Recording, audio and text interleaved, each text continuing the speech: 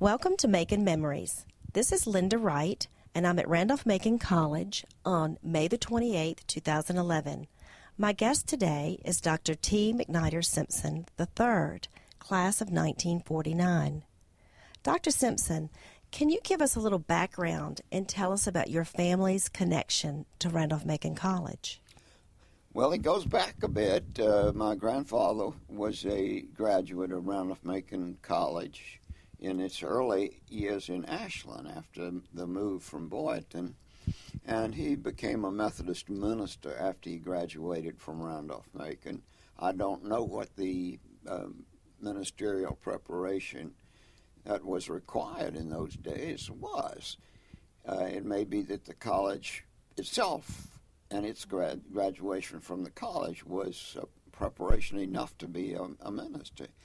But then he, later on in the ministry, became a trustee of the Methodist College, Randolph-Macon, and was an active member of the student body. He was a member of the, for example, of the Phi Delta Theta fraternity, and which is sort of a family connection that runs down through the family in some ways. And but he was a trustee, and he was while he was a trustee, he would when he came to the college to participate in the trustees meetings, which lasted several days, he boarded with Mrs. D.S. Ellis, who was the widow of the college physician Daniel Ellis, who had died in a sort of a weird accident in Stagg because he was swept down on the Stagg Creek when he was out in the Horseshoe Bend area of the South Anna River to visit a patient, and was drowned when he was only about 55, and his widow had to look after their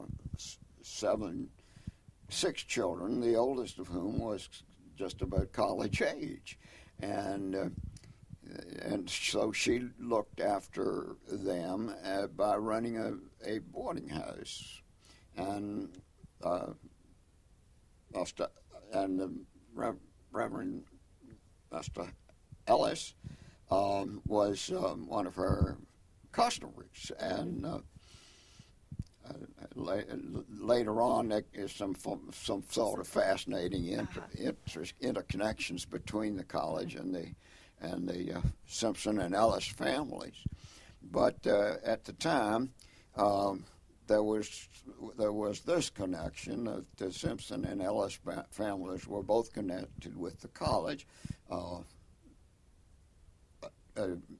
Mac Simpson, I called him Mac, and he's Mac Simpson, the first Mac Simpson, had been a student. He had been a member of the Phi Delta Theta fraternity, and later became a minister in the Methodist Church and a trustee of the college. Well, then later on, my father, that's Mac.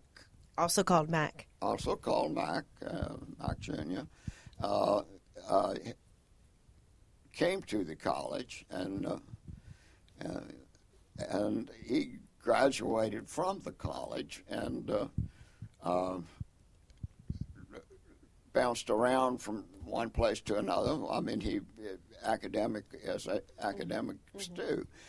He went to the University of Virginia to get a master's degree. He majored there I think in mathematics and astronomy.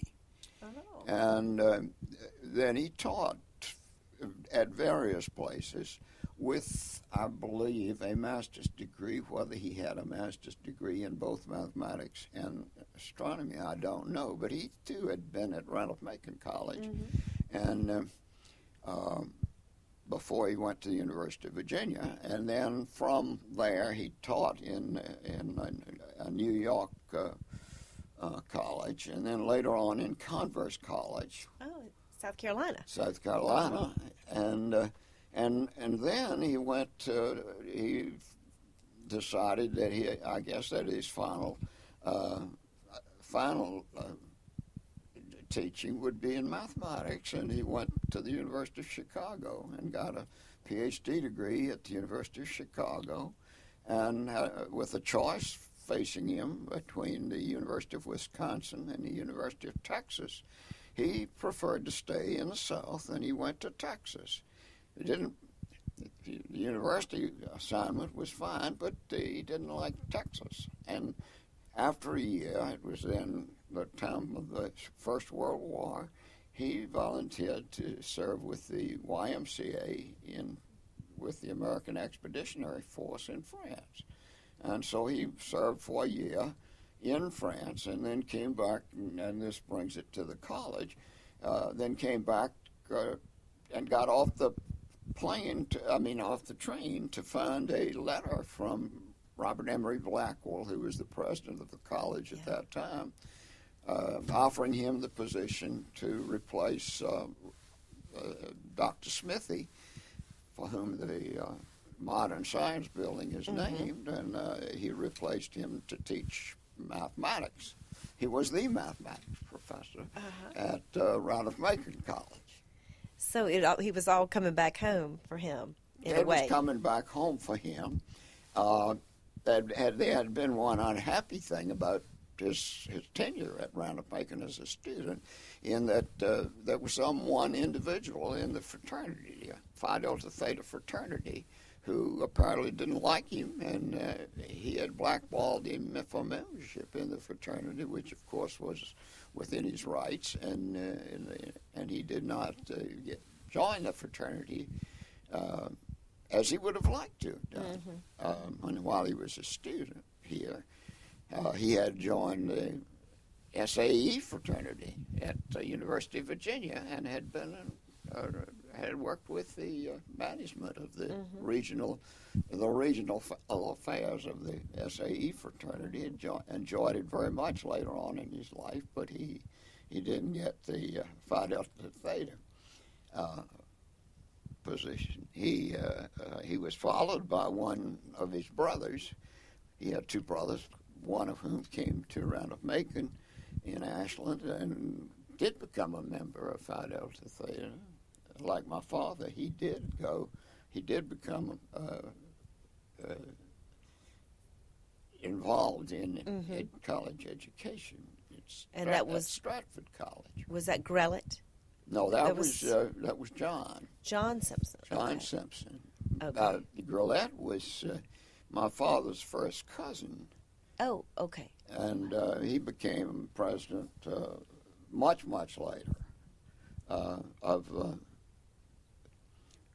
Mary Washington College of the University of Virginia, the Women's College of the University of Virginia in Fredericksburg.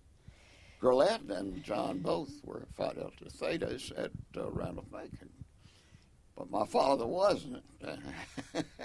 And then when I came here as a student, much later, my father didn't marry until he was 44. He got off the boat coming home from World War I, single, and he met one of the employees of the college, my mother, who was from the Ellis family. My mother, Caroline Ellis, who had been a child of 6 when my father was a student at Randolph Macon College, had grown up and had come home to help her mother run this boarding house. And she also worked as a secretary to Dr. Hatcher, who was vice president of the college, and my father used to walk her home for lunch at the boarding house that my grandfather had used, and my mother always said that she fell in love with her husband's father first, and then with his son.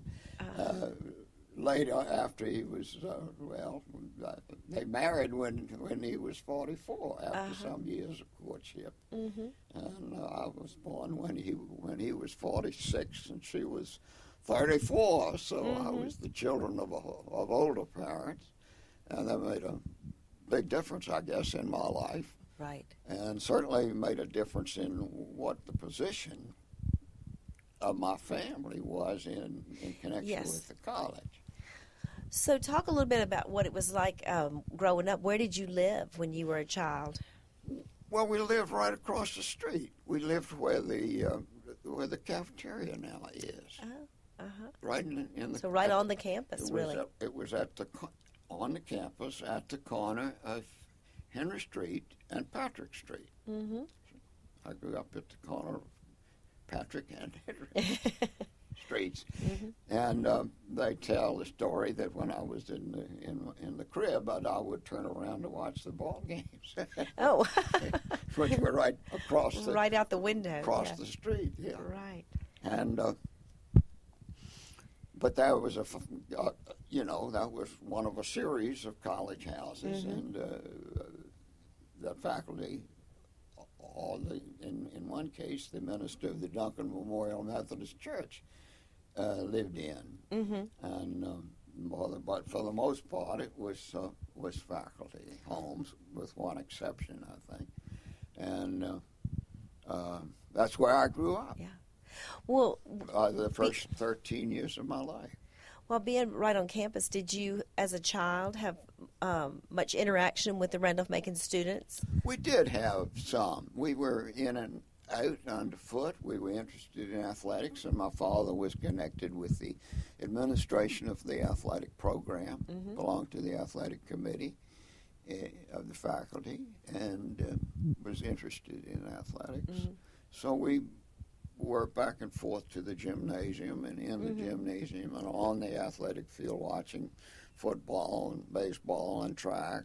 And my father had helped to do the mathematical work in connection with laying out the track. And there were all kinds of things were done in sort of a do it an inexpensive way if you can do it right. Right. When you were a child growing up, was Dr. Moreland the president of the college? No, Dr. Blackwell. Dr. Blackwell. Dr. Blackwell was president. And do you have any memories of Dr. Blackwell? Very, very little, really. But I did.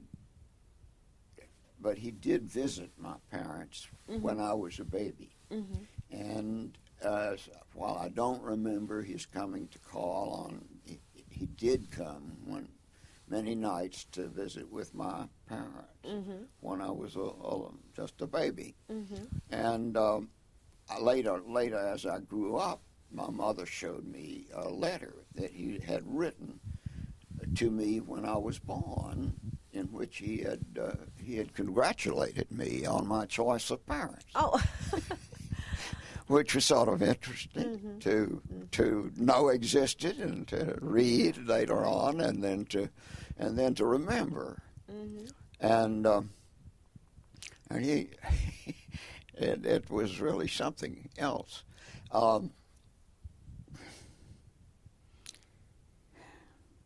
The connection with students, you asked about that just a little while ago, but the connection with the students that I most remember was that they knew we existed. There were 3 little boys running around all over the place, and they were active, and they got the nickname from their father's profession on the campus of teaching mathematics. And one of the students gave them the nicknames of sine, cosine, and tangent. Oh. And we learned to answer to any name by which we were addressed, sine, cosine, or tangent.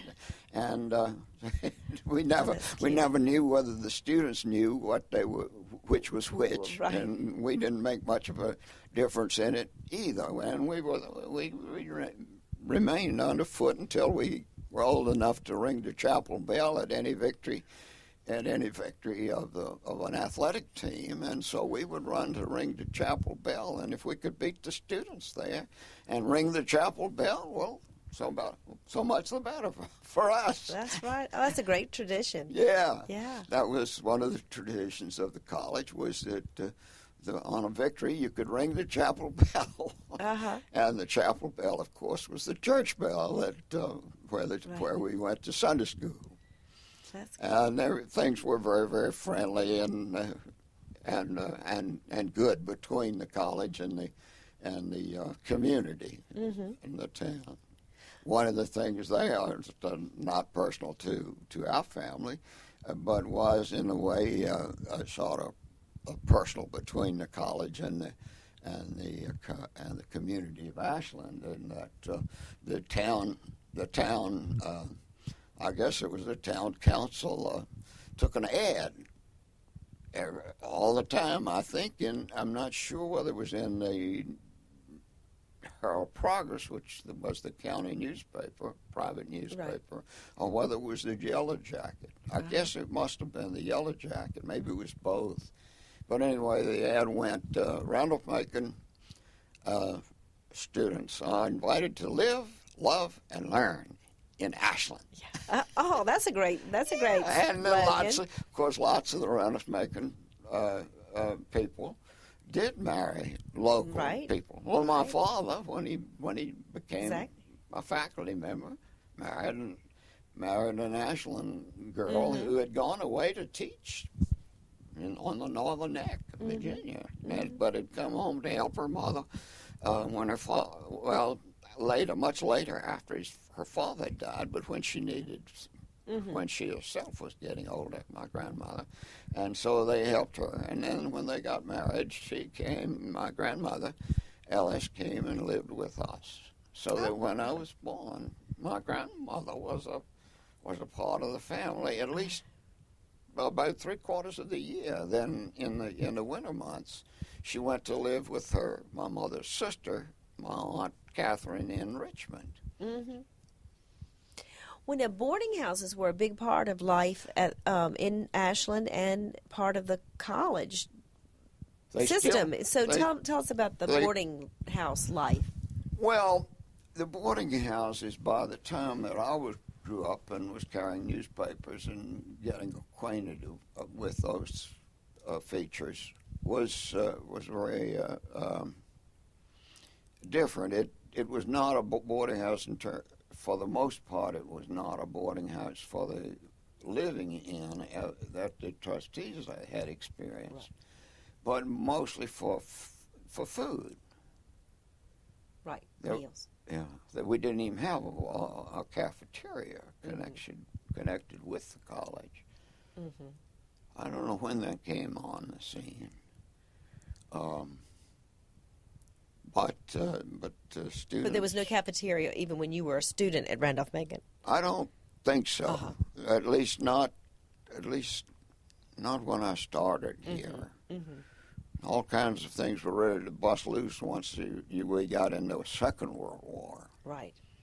Do you have? Can you tell us a little bit about the town and the college's response to the war? Well, there were lots of Ashland men who were going away to war, and it's hard for me in that case to sort of talk about the college that I talk about without talking about my life. Right. I was a freshman in the fall of 1944 at the college, and I was only 16. I'd graduated. We had a short, 1 year shorter 11 elementary grades. and high school arrangement, so that we only had 11 years of school before college. Right. And I'd done the 11 years in 10 years, and entered college 16, very young for 16, and so that when I got to the senior year in high school, I just looked ahead to. My family had three boys. They couldn't afford to send three boys on Randolph-Macon salaries to a big university or some other big expensive operation. They sent them to from Henry Clay High School right on to Randolph-Macon College. Right. It was just a natural thing to do. And And you lived at home, presumably. and I lived at home. Sure, too, yeah. Right. And I think I've lost the train of my thought here. Well, we're talking about World War II, but when you entered as a freshman, it was the fall of 1944. So we were talking about the effect of the war on the college. Right. Because I know that... well, that meant that we only had actually about 60 male students and 20 local women. We were not yet a coeducational institution as such, but women were always welcome from the community if they wanted to join the college community. And during the war, we really needed more. Exactly. We needed more women. Right. And as far as the boys, the men, so to speak, were concerned, they half of them joined the Glee Club, whether they could sing or not. I was one of those who couldn't sing, but we had a William Troxell as our director, and we had gotten acquainted with him in the high school band, and I played the cymbals in the band. I could make a lot of noise, even if I couldn't sing. And so, in any event, we managed to carry on. Because the numbers were very, very low in the war years when all of the young men had, gone off to war. Well, think of it. We had less than 100 students for 2 or 3 years, and today we've got 10, 15 times, maybe 20 times as many students. And today we not only have male students, but we have a coeducational institution, which makes a good many differences, I'm sure, to the events on the campus and the activities of the students. When you were a student, during those years, do you remember anything about the Army Specialist Training Unit when they had the agreement, when the soldiers, I think it was after the war that training was going on rather than during the war? Right, and the memories I do have a lot, in large part shaped by the fact that I was a faculty child. Right. And particularly in the war, by that time, my father had become dean, and he was dean of faculty and dean of students, which meant he was the disciplinary authority for students. And that put him in a, and he was a graduate of the college. He was able to go to Washington and talk to some people he had known as students or maybe classmates at college who were then in the military and were able to help get some of these programs.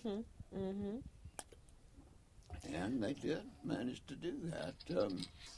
And so the college it survived in part because of the military. Well, that was programs. very important. And then I guess when the soldiers came back from after the war, there was the GI Bill, which enabled lots of them to go to college. Right. Well, when you were a student at Randolph-Macon, your father was dean, as you mentioned.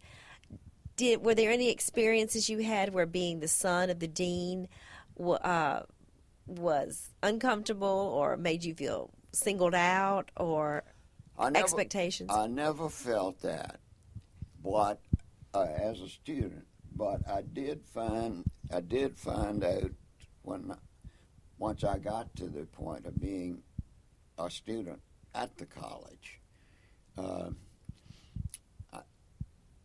Not right away, but toward graduation, I found out that there had been a little bit of irritation among some of my fellow teammates in football. I loved football, and my brothers did too. But I did hear one of the coaches say, in my presence, that there was some irritation on the part of some of our teammates that we were being too favorably treated, in the chance to play. Oh, but you hadn't picked up on that. No, I hadn't. I hadn't people picked up on it. Never did pick up on it, and I went ahead and I did play and get playing time as a member of the B squad. Yeah. And I was quarterback on the B squad, and my hands were very small and still are, and I could hardly grip the football to throw a forward pass, so I had to be smart enough to call the right plays, and then I had to be able to handle the ball so that I didn't fumble all over the place. And I did these things effectively, apparently, and the coaches were convinced that that I deserved to play, and so they let me play. And they took some criticism, maybe, but it never fell on me. Right. Did you ever take any classes with your father as a professor? Oh, yes. And tell us about that. I actually majored in mathematics as an undergraduate. Okay. And, I took classes with my father. Every once in a while something would happen that, for example, once my father wanted to illustrate some mathematical question with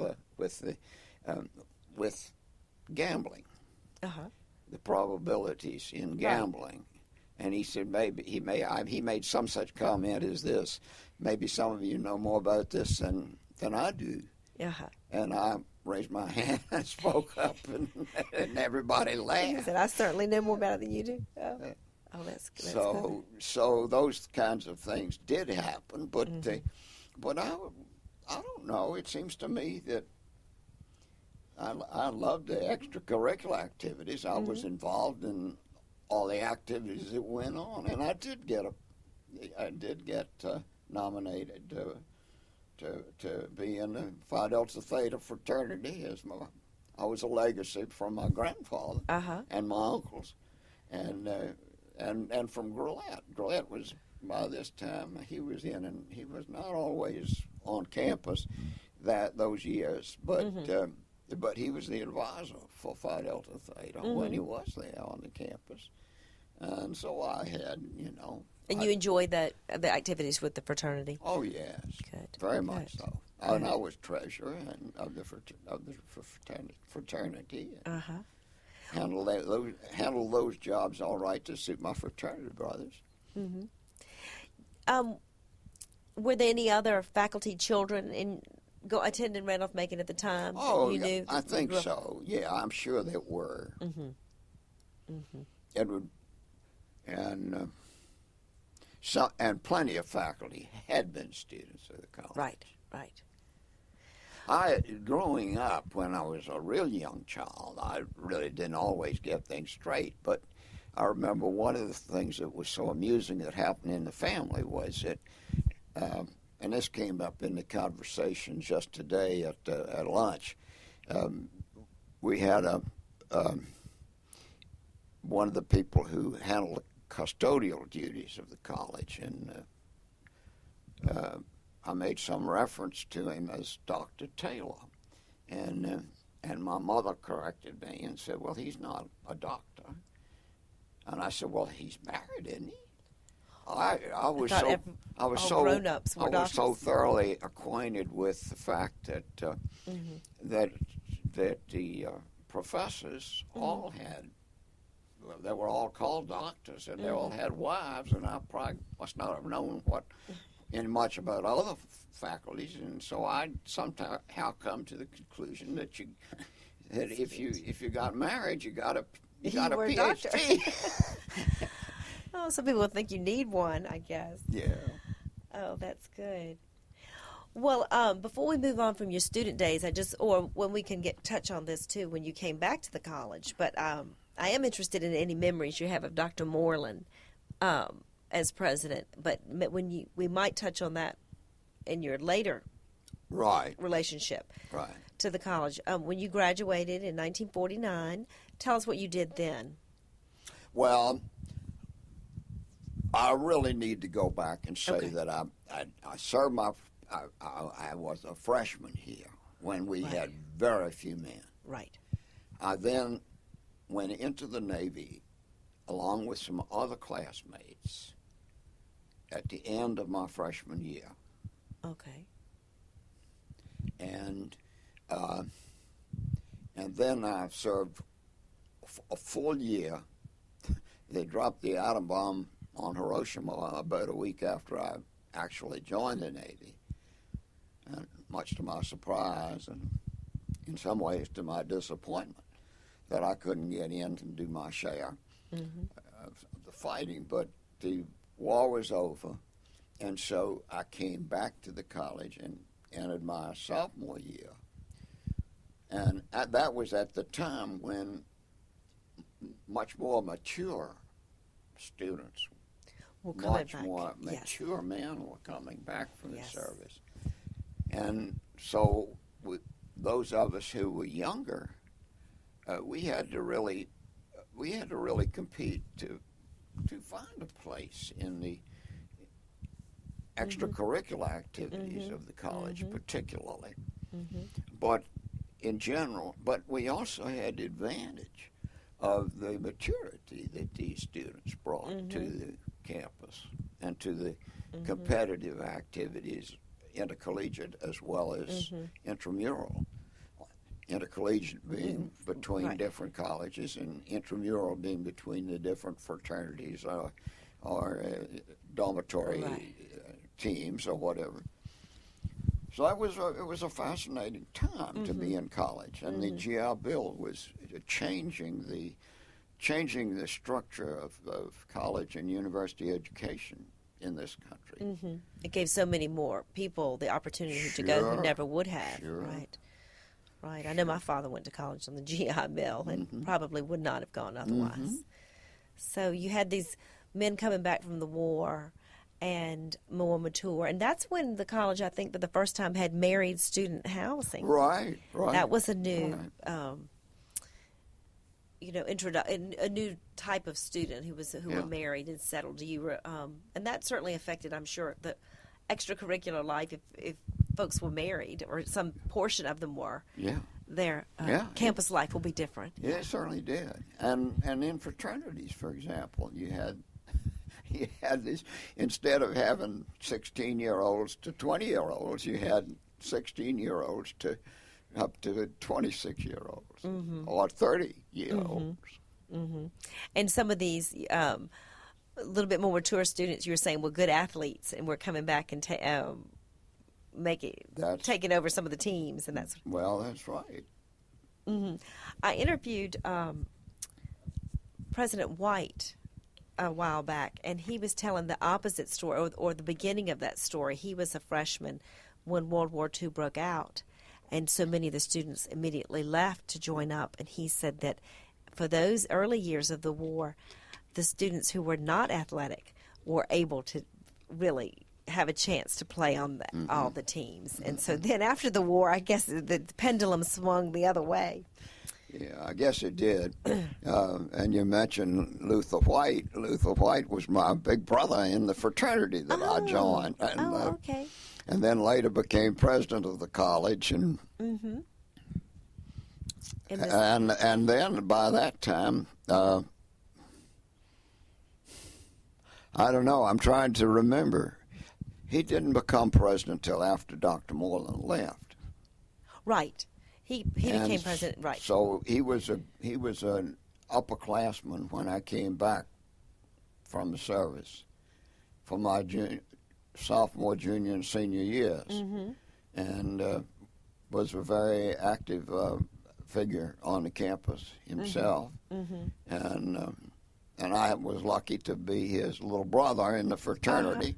And then Dr. Moreland all this time was the president, and he's the one who invited me to come back and be an instructor in philosophy with a master's degree in philosophy. And then after I'd had 2 years of teaching philosophy, I decided that I would prefer to work with students who were a little more practically oriented, as in government, politics, economics. And so I wanted the perfect job, I guess. Anyway, I went to Johns Hopkins and got a PhD in not in mathematics, not in philosophy, but in government and politics. Political science is the term that was used, and spent my career teaching political science at the University of Tennessee. Well, let's go back just a little bit about when you came back. You went and got a master's degree in philosophy at the University of Chicago, Right. following your father's footsteps. Then He went to Chicago and got his PhD there. I was following my father's footsteps. And then, how did you happen to come back to Randolph-Macon to teach? How did that play out? Dr. Moreland invited me to come back as an instructor. Right. Without a PhD degree. And you worked with Dr. Panel? Yes. And in his department. That became a department. The Right. two of us were constituted the department of Right. philosophy. Can you talk about what it was like to come back to campus and be on the other side of the classroom? Oh, I already knew a little bit about that. I had my senior year in college. I gave up football and taught at the high school, the local high school, Henry Clay High School, in freshman mathematics, which was really mostly arithmetic, and advanced advanced high school mathematics. And I also helped coach the football team in high school. And that was a good experience. And that was Henry Clay High School. Henry Clay High School. Where you had gone to. Where I'd been a student.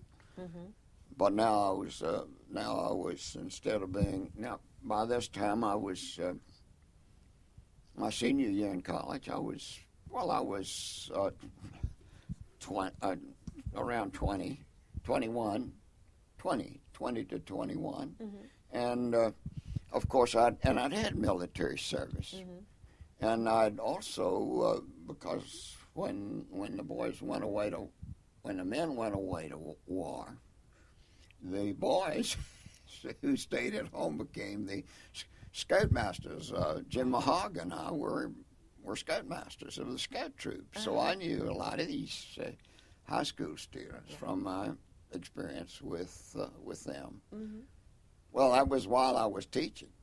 And so I got acquainted with the high school system of education, and I knew that I wanted to work if I wanted to stay in teaching, or if I wanted to go into teaching, I would prefer to go with older students. Right. But I already knew some of those students who had advanced from high school to Randolph-Macon. Randolph-Macon, right. Some of them, of course, had gone on right on through. Right. Well, when you were an instructor, was your father still the dean? He was. I think he had retired as dean, but was still teaching mathematics. He was still teaching. So you were colleagues, but he was not your boss. Something like that. He may have been for a while, but anyway, he knew how to handle that sort of thing. When we went in the parade, that the instructors have at graduation exercises, he made some wisecrack about the Alpha and Omega in the procession. The Simpsons represent Alpha and Omega in the. Oh, that's good.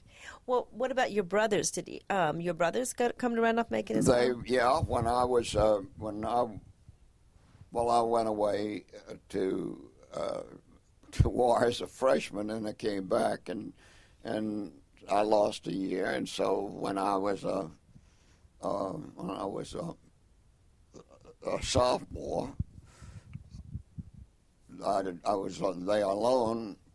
Had been the freshman year and the sophomore year. When I was a junior, my next brother became a freshman, and when I was a senior, my next brother became a freshman, and my the middle brother became a sophomore. Right, So we were right.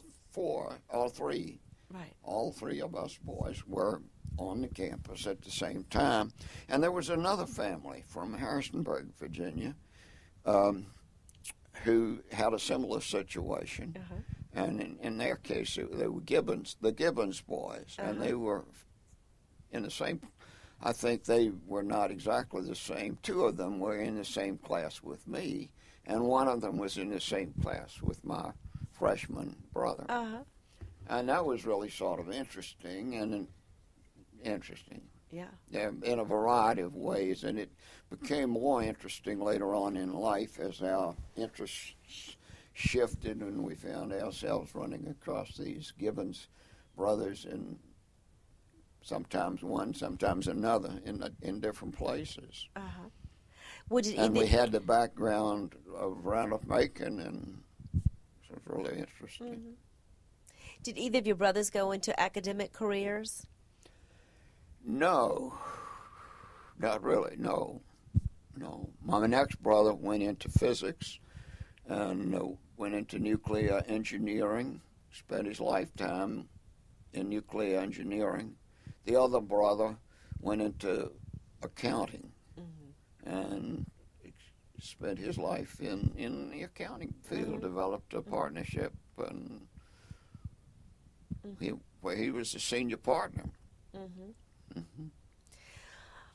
Well, then when you began teaching at University of Tennessee, what was your relationship like with the college once you had settled in at University of Tennessee as a career? Did you, because Ashland was still your hometown, Right. and you are an alumnus. So talk a little bit about how you stayed connected with the college through the years. Well, my family for a long time. My father died the week after I took the office in Knoxville with the University of Tennessee. But it was interesting. His former student who had succeeded him as professor of mathematics at Randolph-Macon had come to Randolph-Macon from the University of Tennessee after having graduated in undergraduate work at Randolph-Macon. Oh, okay. And so we had that kind of connection. My mother stayed here in Ashland for 10 years, keeping up the house that we had lived in, which was not the one on campus. Not the one on campus, but it was over on College Avenue, just a block away from the campus. And she had stayed at that house, so I visited here when I visited her. And one of my brothers came back to Virginia. One of them went to the West Coast, and so I couldn't see much of him from Tennessee exactly. Yeah. And I was developing my own family, Right. and not as big as my parents' both families, but it kept me busy anyway, and so it wasn't a real close, but it was a sort of an unusual relationship with the college. And I guess that's been maintained from the time I matriculated in the college to the present. Right. That I am known pretty quickly as not as the third Mac, but as the third T. McNider Simpson. That's right. That's quite a name around here. Quite a name. to live up to and to carry. Yeah. Well, can you think of any, if you were writing the history of Randolph-Macon College, what would be the key things you would include from your lifetime and experience? What would you think would be the most significant things for the history of the college? That's a strong question. Could we take a break? That'd be fine. And then we'll come back to that. That would be fine. Chord, I had the wrong. Well, during my lifetime, I think the most interesting events in the life of the college have been very much tied to the most interesting events in the life of the country, of the United States. And the events that have been determinative of the history of the entire world. Because if you stop to think about them, I was born in 1928. The Great Crash came down upon us in 1929. There was a depression. We got ourselves out of the depression by going to war. Not that we started the war, but when Hitler, so to speak, started the war, Britain and France, and then the United States came into it soon enough, too soon to suit many of the people who had to leave college and go to war, or waited until they had gone to war to go to college, or it changed the customs of higher education by coming to college when they got out of the war and had a GI Bill to pay their way. And of course, when you think about the end of the war, you really think about not just the fact that people came home, but what was it that ended the war? And what ended the war was the dropping of an atom bomb and the development of a whole new technique of warfare. And certainly that has influenced the world, not just in terms of the possibility of another war in which nuclear arms might be used, but in terms of nuclear developments for public power and energy, for medical research, and all the kinds of things that have got to be considered there. And then there was also the fact that you entered a Cold War, which really meant that it really meant something much more specific and different from the entry to World War II. The Cold War was a war between Russia and the societies that might align themselves one way or another with Russia, and the United States and the societies that might orient themselves to the country that had gone to war in Europe, gone across the ocean to get to the war, and without whom the war could not have been won. And the Cold War went on for 30 years, 35 or 40 years. And then we had the end of the Cold War, and historians are still wrestling with what that means historically. So that the history of the college in this 20th century and on into the beginning of the 21st century is the history. It's a history of the planet. At the beginning of a new phase of world history. And certainly all of those things need to be taken into account. And I think the spirit of Randolph-Macon College, as alive as it is right now, must reflect some strengths in the college. And so one who would be trying to write this kind of history would be looking for the strengths of the college and trying to be sensitive to them, and also to consider whether they have not at the same time been some weaknesses, and whether the people who have been most intimately associated with the college they certainly are not going to be the people who are going to be the best help. You need to get you need to get an expression of strengths and weaknesses from people who are intimately concerned with college from different points of view. But you certainly need to maintain some perspective, some objectivity in looking at those items. Well, how about if any memories that you would like to share? Anything that this has made you think of? Any anecdotes or stories in closing? Do you want to hold your... Well, I think that going through this last few days, when the old grads have met as a Boynton Society, which is in itself designed to take away the idea of the oldness. Old, right? Yeah, the graduates who have lived through this 80 years have been sharing these intimate experiences with each other, and I don't think there's any one I would pick among half a dozen that I might be thinking of choosing. Let's see whether I could give you half a dozen.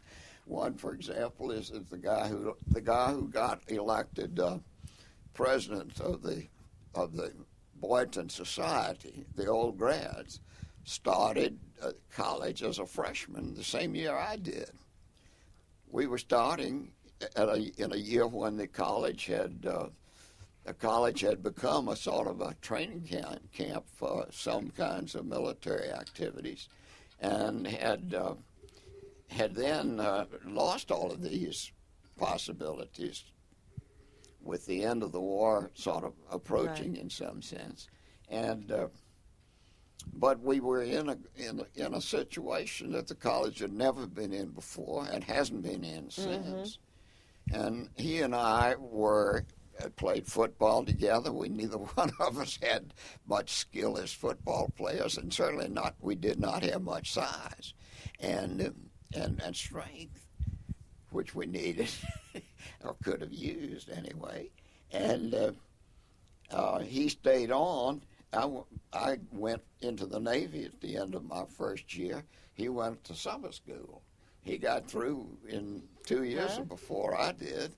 I came back, but his career was totally different from mine as a student. Right. And then he went off and had his own history, and here he is. Here he is, the one who's elected president for the next few years of this society. And I went home, and I didn't even dress to.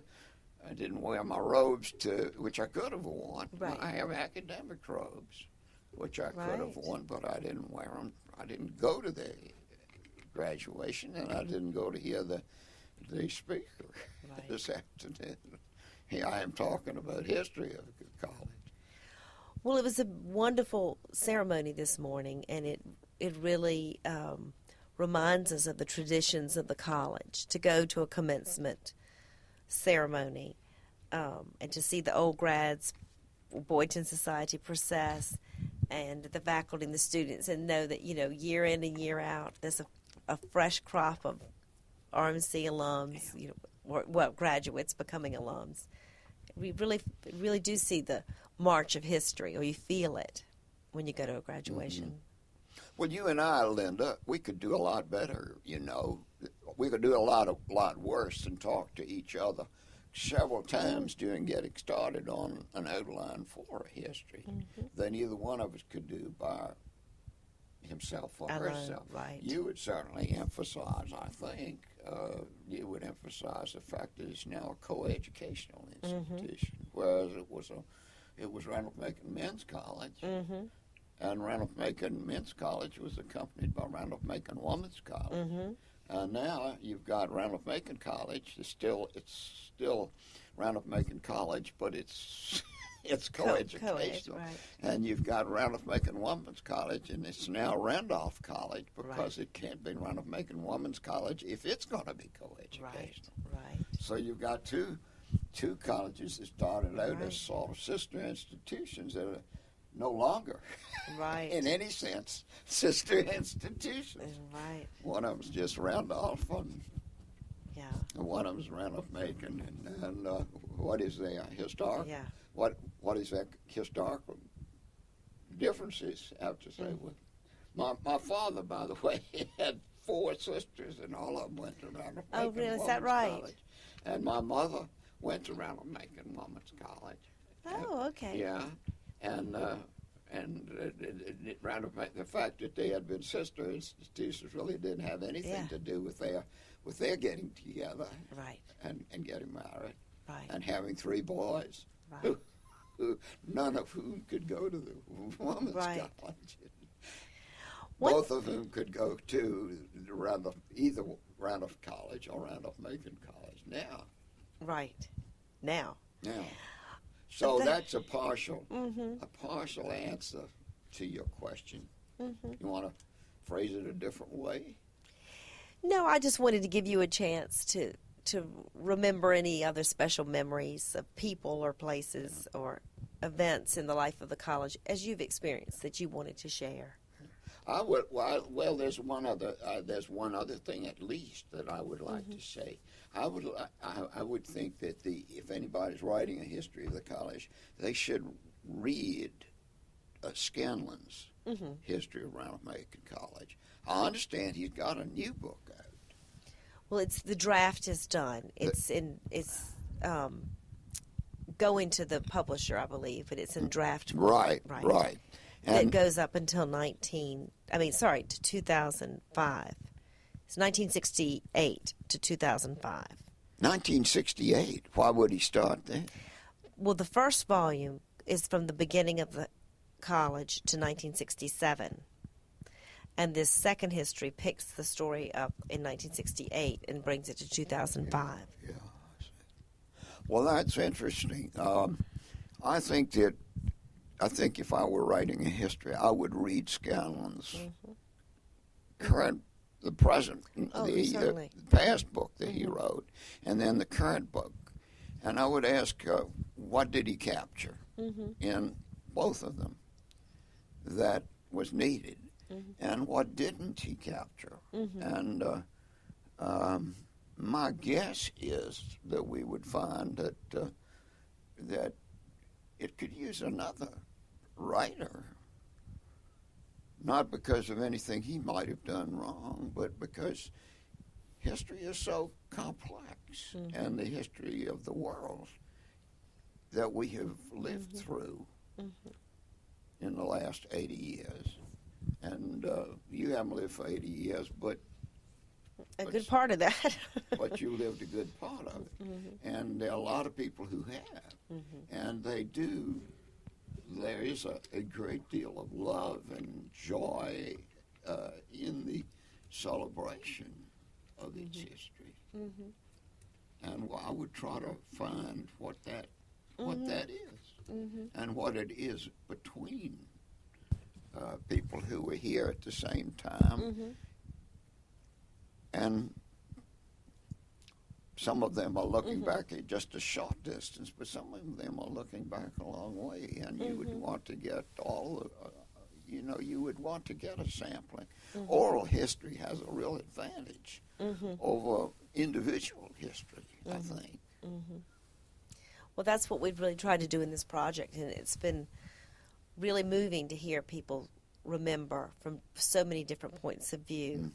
And many of the people I've interviewed have been like yourself, can see the college from several angles, but most of our interviews have been pairs of people, so that we've gotten 2 perspectives immediately, and that back and forth, like you're saying, has been very fruitful. I would go back. You want some specifics?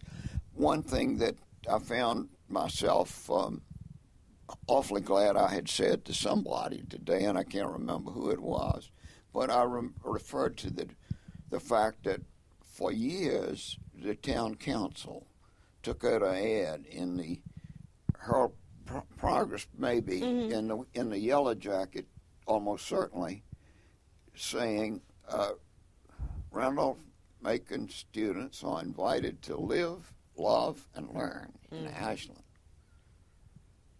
And I think that has perhaps reflected a town-gown relationship that has been extremely valuable to the town and to the college. Well, they're both so connected to each other. You really can't separate them in a way. Ashland from the town. Ashland from the college. Well, the college was built because of the railroad, because of the railroad running through here. But imagine a railroad town becoming a college town is sort of far-fetched.